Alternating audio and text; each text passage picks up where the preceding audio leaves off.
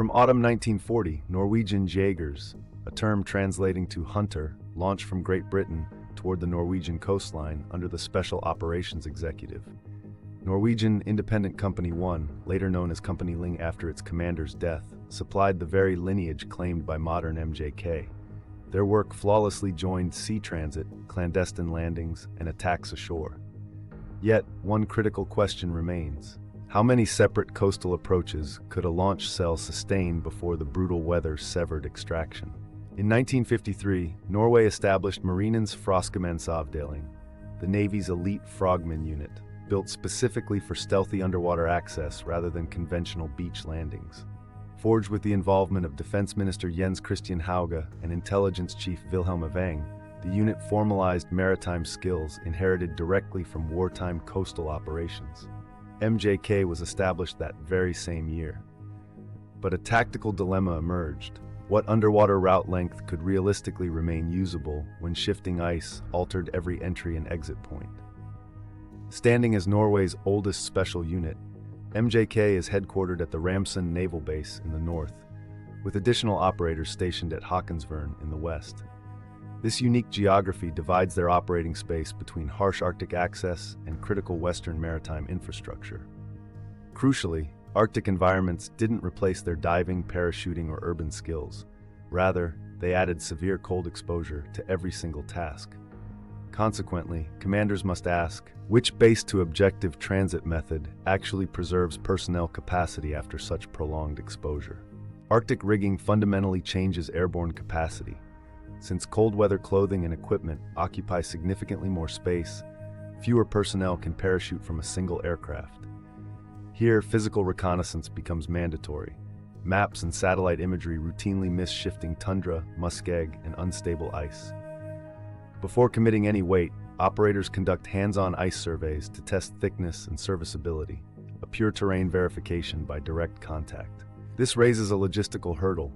How many operators can effectively exit one aircraft when each carries a massive Arctic survival load? Extreme cold warps the supply calculation long before contact ever occurs. Because Arctic vehicles rely on lower gears across snow-covered ground, fuel consumption can spike by as much as 25%.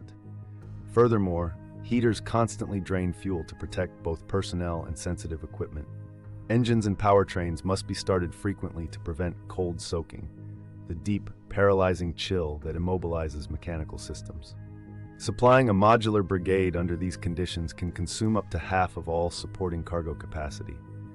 Ultimately, what operational fuel margin truly remains after non-stop heating, idling, and low-gear movement? Available equipment records identify the Polaris Sportsman 6WD ATV as a staple for Norwegian Special Operations Forces, alongside several Lynx snowmobile variants.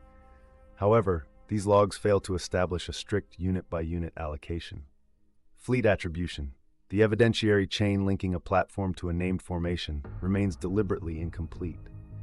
While the inventory demonstrates possible mobility categories rather than exact MJK holdings, the tactical question persists. How many vehicles of each type are actually assigned, serviceable, and ready to deploy? Weaponry dictates a second critical layer of adaptation. Norwegian Special Operations Forces rely on Colt Canada C8 SFW and C8 CQB carbines chambered in 5.56 x 45mm NATO, matching the Army's standard HK416 caliber. Additionally, FN Minimi light machine guns have served Norwegian SOF and KJK since the early 2000s. But firearms do not solve cold weather movement, concealment, or fuel demand. They merely add rigorous maintenance requirements. In the field, one must ask, how many systems can actually remain functional after a submerged approach followed by a frozen overland transit? On January 1, 2014, Norway established the Norwegian Special Operations Command as a fully independent branch of the armed forces, effectively combining MJK and FSK. This joint command centralizes relationships without erasing hard-earned specialist competence. Interestingly, existing doctrine no longer distinguishes maritime skills from land warfare capabilities, treating the old naval versus land division as largely obsolete.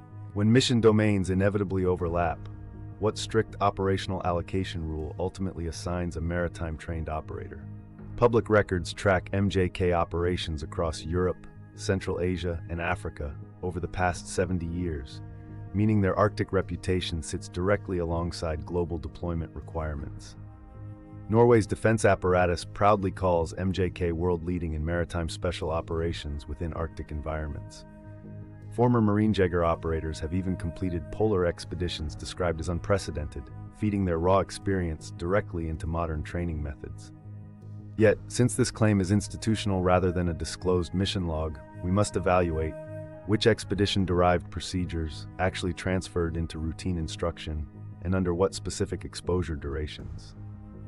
From January to April, a Norwegian Special Operations Unit executed field patrols, drills, and exercises for 100 straight self-sustained days in the freezing Norwegian Arctic. While the Special Operations Medical Association described pre- and post-intervention testing, they admitted that unpublished data severely limited what could be shown publicly.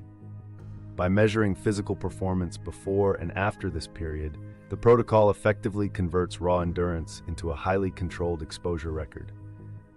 The defining medical question remains: what exact performance changes occurred across those 100 consecutive days of extreme isolation?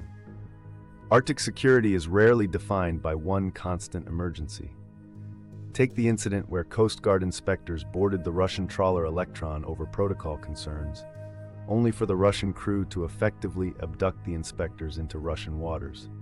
As Norwegian Coast Guard ships and helicopters pursued, the Naval Special Operations Command was rapidly mobilized. Ultimately, swift diplomatic efforts secured the inspectors' release along with the vessel's documents. While researchers cite this as proof that cooperation prevents escalation, tacticians wonder exactly how many minutes separated the initial maritime detention, the soft mobilization, and the final diplomatic resolution. Today, increasingly accessible Arctic transport routes and a perpetually tense security environment drive an unprecedented demand for Norwegian SOF capabilities. MJK works daily alongside national and international forces, carrying a lineage that runs from WWII SOE raids through the 1953 Frogman, straight into modern joint command and self-sustained polar testing. However, modern hybrid warfare at sea is deliberately designed to leave direct evidence incredibly scarce, and Norwegian authorities frequently stop short of confirming outright operations or accusing Russia in suspected cases. Moving forward, what exact threshold of evidence will trigger a full deployment across these contested Arctic routes?